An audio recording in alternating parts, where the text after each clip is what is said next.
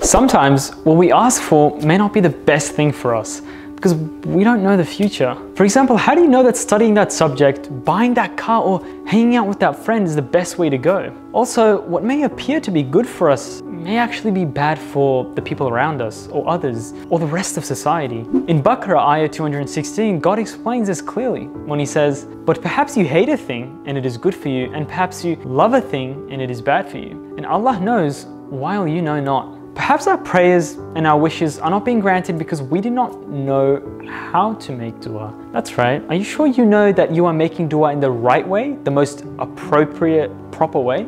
Don't you think we're missing a point here? I think we are. I'm talking about the two aspects of the supplication which complement one another, the verbal aspect and the active aspect. Islam has perfectly put the balance between verbal and active dua, not preferring one over the other. So what is active and verbal dua? Let's take it from a student's perspective. You have an upcoming exam and you need to study. So you sit down and you study for hours. You actively learn as much as you can and you prepare for the exam that way. This is exactly what the active dua is. On top of this, you would then sit down and make dua to God, asking for the mark you desire. This aspect is the verbal dua, the missing elements I was talking about before.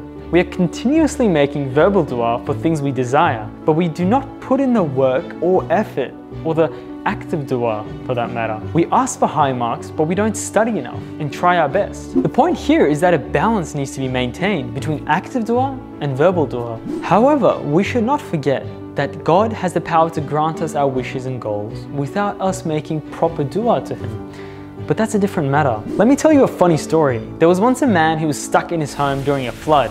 The man sits and makes dua, the verbal aspect, without showing any effort to leave the house. During this time, a lifeboat closes in on the house to rescue him.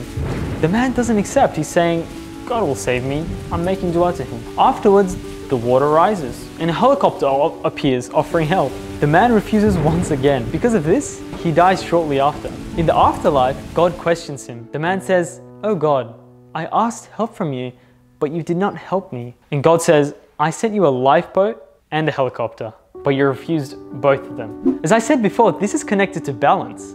The man was not making active dua, which is perhaps jumping on the lifeboat or catching the rope dropped from the helicopter, but only maintained his verbal dua. As long as there is a balance between these two, we are doing the right thing. However, let's not forget that no matter how much active dua we make or how much verbal dua we are involved in, the outcome is always up to God. To explain this a little bit better, let me explain to you the story attributed to Prophet Moses alayhi salam. When Prophet Moses once became ill, he asked for help from God. God tells him to take a particular set of herbs, and he does, which allows him to recover. Later, he falls ill again and takes the same herbs, but this time he doesn't recover. In confusion, he asks God why this was so. God replies, "You asked for good health from me last time you were ill, but this time you hoped you would get better by using the same herbs, but you didn't ask me for it. You do not realize that the herbs could not heal you if I had not allowed for the herbs to heal you." What we need to understand from all of this is that God is not a customer representative that just gives us whatever we order.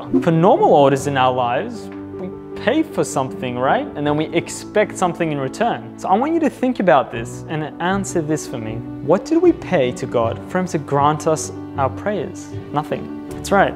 It's nothing. Is it fair for us to expect something in return when we don't pay for anything? It's not fair. I hear you reminding me of the verse in Baqarah, ayah 186, that says, "I answer the prayer of the suppliant when he prays to me." That's right. But this is due to the greatness of God, how merciful, how powerful, how great He is. Since we didn't pay for anything for the things we have and nothing for our wishes, we should know our position and be grateful to the Creator who provided all of these things despite us not paying for any of it. Lastly, I want to make one final comment about dua. Dua should be about expressing your position and expressing yourself rather than just asking things from Him. This was also the attitude all of the prophets in the past maintained. Let us finish with a short dua. Oh God, allow us to make dua to You in the most worthy manner.